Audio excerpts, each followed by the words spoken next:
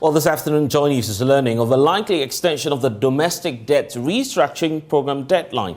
Based on the initial deadline, individual bondholders had just a few hours left to sign on to the program before government announced the completion of its debt restructuring program. Joy News is now learning of a possible extension. We'll be joined shortly by Joy Business's George Wefe, who will be giving us details of that possible extension, and we'll be expecting some more updates also from the Finance Ministry on what the next line of action will be.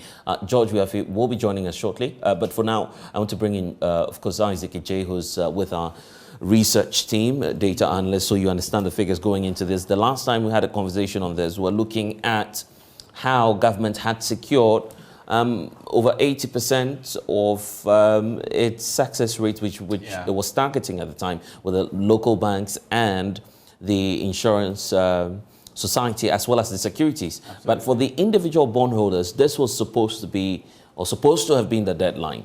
There's some grace period likely to come through. What indications and what implications will that have? Well, so we've been studying the memorandum actually published by the Finance Ministry. Right. And remember that initially the Finance Ministry wanted to restructure about 137 billion Ghana cedis of Ghana's domestic debt.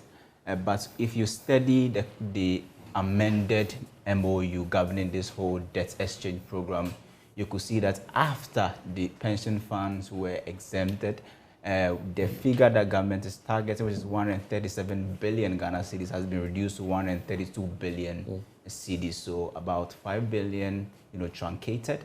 The last time also we were studying, the charts that the individual bondholders presented to the Finance Ministry during the technical committee, saying that, your target is 80%. And if you look at the data and then the amount of debt you want to restructure, we believe that with the bankers on board, with the insurance companies on board, and security companies on board, you can now exempt us from this whole debt exchange program because you want 80%. We comprised about 11% of this whole market or chart that we're talking about. Even if you are able to get, these three entities onto the debt exchange program, we believe that you still have your 80% and there will be an additional 9% market for you to explore. But the Finance Ministry came out saying that they've actually not given the individual bondholders, a complete exemption. They are hoping to present to them a better offer. Remember that the bankers, the insurers, and then also the securities, they agreed to be part of this debt exchange program based on certain conditions. So if you look at the bankers, for instance, they've been promised a 5% coupon payment in 2023. Initially, it was 0%. So if you look at 0%, and now they have been promised 5%, and then some 9% 2024, going to 2026, 2027, it will decline to somewhere 8.6 or something like that. Then it tells you that governments, now something has to give, because initially governments was willing to pay 0% in 2023, now it's offering 5% in 2023. It means that government will look at this whole, what's going on, the current dynamics, and ask a very important question that if they exclude individual bondholders, would they be able to reach the 80% target that they're talking about? Okay. Mind you, 137 billion is huge money for government to restructure, and you will need everybody. But how is this deadline likely to influence that, knowing that, well, the program still remains voluntary, as we're being told by government? Well, this will actually, if we have another extension, then this will be the 5th time, right? This will be the 5th exemption, I guess. And, in the financial space, if you are restructuring your debt and you keep, making changes and amendments, even the documents governing this whole debt exchange program has been amended. I think this is the 2nd time. You keep making changes, you keep including and excluding people. Mind you, we are talking about confidence in the market. So we ask ourselves, even after this whole debt exchange program, how are we going to get back? How are we going to get the confidence that we had in our our financial market? But 137 billion, Blessed, is huge, and governments would want to look at every possible avenue that they may be able to have to make sure that they reach the target that they want. Mind you that the current 3 billion money we are going to get from the IMF isn't going to come at a 0%, interest rate. It's going to come somewhere around 2.82. Remember, IMF, they've actually increased the interest rate they have on their loans. You get it? So looking for a look at the long run effects on the economy and all that, you have about $13.7 billion Euro bonds to pay in the next 10 years, in the next 15 years. You have to pay all those monies. And then if you look at your budget, for instance, you are budgeting about 50, I think more than 50 billion Ghana cedis to settle just interest payments on loans. And so the individual bondholders just look at all this and say, we've provided you with alternatives. Right. And then the alternatives are around 80 billion. If you're able to do this, then you can completely exclude us from this whole debt exchange program. Isaac, be on standby because the conversation is just starting. I want to now bring in a perspective of investment banker Kweku Adobole, who says that government needs to turn the fortunes of the economy around, and once that needs to happen, government definitely needs the buying of individual bondholders, and they must equally be willing to compromise. What is structurally happening is that everyone needs to get on the bus, which says a government cannot pay 21% interest. So those holdouts, wealthy individual bondholders or pension holders who've worked all their lives and committed their money to the government, they all have to accept that in an investment environment, you have to make your decisions and not concentrate your investments. And in this case, everyone has concentrated their investments because there's a structural problem. So the government is trying to get people to move across so that we can have a more sustainable picture going forward. We'll pay you interest, we'll have government bonds, but we're only going to pay you 10%. I think that ultimately there will be some people who will be exempted, and I suspect they'll be exempted on maybe on welfare terms. So we could say there's a threshold below which you're exempted. So let's say if you have 250,000 cedis worth of government bonds, then you're exempted. We'll allow that to Everything above goes through the process. And we're doing it purely because you're a senior citizen, you've contributed your whole life, and actually we can afford to make sure that you're well. So is government between a rock and a hard place? I mean, to the extent that they can't even do anything about this? Try and work with the figures and allow the exemption?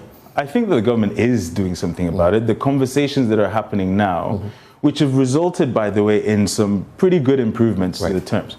Okay, so now they're paying a 5% coupon, right? For 2023. And everyone has agreed that the new blended rate is going to be 9% after 2023. So you've got some, the new framework is actually pretty clear already. If you get some extra additional exemptions inside it, that's great. The one thing I would like to say is that it's very important that people understand if you actually choose to exchange your debt, right, then you benefit from the fact that the balance of people, the 80% who are accepting the debt exchange program, ultimately are going to come back to the market, right? They're going to bring their money back to the market into the new instruments. So the new instruments will start to appreciate, right? It's happened every single time. Well, even as we speak, Ghana's debt portfolio continues to rise. Of course, Isaac J is still with us, so we'll delve into the figures very quickly so we can just get a sense of where we are now. 557? I think we should make it $500 billion. Dollars. Ghana cedis, okay. That's actually. But that's significant. Yeah. So if you look at the data as of I think September 2022, November 2022 actually, we're somewhere around 400 I think 61 billion Ghana cedis, and now we are hovering around 575.7 billion cedis. It simply means that in a span of just 2 months, in less than 3 months, we've added more than 100 billion cedis to our debt stock. And as we speak, our debt stock is, if you compare it to GDP, percentage of GDP is more than 93%. So you ask yourself, as a country, if you produce goods, everything that we produce as a country, if you say we are going to use the totality of that to pay our debt, we're going to use 93% of that to pay debt. Mind you, usually, your GDP is way above, your revenue is way above your tax revenue and all that. So if your entire GDP to debt is around 93%, And then if you compare your tax revenue to your debt, Blessed, I'm sure this would be a staggering figure to be more than 120%. If you compare this to how much you want to raise this year with somewhere around 130 something billion Ghana cedis, is way above that. So government's in a very tight position currently that they need the fiscal space to make sure that the 61 billion deficit that they are projecting for 2023, they are able to cut it down, because currently they are looking for ways and means to fund first quarter expenditure.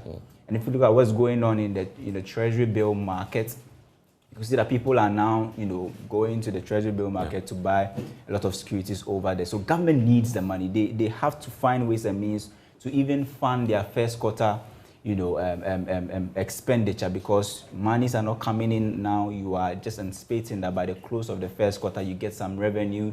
So you need to borrow some money to make sure that you spend, and then when the revenue start coming in the first quarter, you pay off.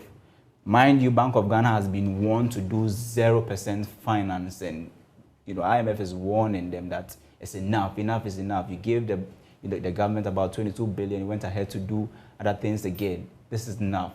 If you continue this way, then inflation is going to go up. If you continue this way, inflation is going to go up, and then you may be forced to actually keep hiking the monetary policy rates around 28% currently.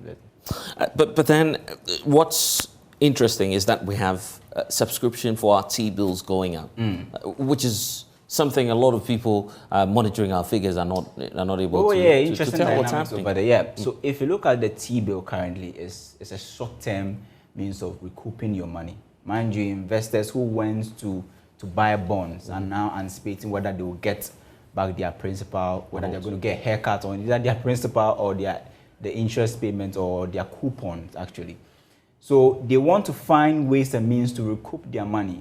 So if I have about 500,000 Ghana cedis or 50,000 Ghana cedis and I buy T-bill for, let's say, just 91 days, and mind you, because government is trapped and needs money, and nobody wants to lend to government, and inflation is so high, government is now attracting investors with high interest rates, more than 32%. So the investor will look at all this and say, short term, I'll be able to recoup my money. Then let me put my money in treasury bills, recoup it so that I can now offset some of the losses that I anticipate for the debt restructuring that I probably will be part of it. So if I'm able to buy T-bill for 91 days and I get the interest, I get the dividend on it, then I'll be able to use it to offset. And the reason why we have a lot of people, the oversubscription is the lucrative interest that we see. It looks very profitable. So investors are looking at it short term. If you have some huge money, you can buy T-bills, and then 91 days later, you cash out. Exactly. And government is being forced to continue to hike the interest on T-bills because currently your inflation around 54%. So you have to do monetary policy tightening. Whilst US is doing monetary policy easing currently and somewhat quantitative easing, we are being forced to now mop up money from the system because we believe there's too much money in the system. Bank of Ghana, the central bank, is now finding ways and means to make sure that it actually tames inflation through monetary policy rate hiking. The last time we checked the data, and we saw that when the Bank of Ghana started, increasing the policy rates, it affected two things. The curve for inflation started declining a bit. It was increasing, but increasing at a decreasing rate. We saw that the cedi was not depreciating as fast as it was actually doing in the previous month. But at a point, we saw that the monetary policy rate lost its power and the market forces took over. So we kept increasing the policy rate, but it had no effect on inflation. Neither did it have any impact on the depreciation of the cedi. Anyway, grateful. Isaac Ofieje with our Joy News Research Desk, joining us for the very latest on debt exchange program. We'll keep monitoring the space and give you some updates as and when we have them.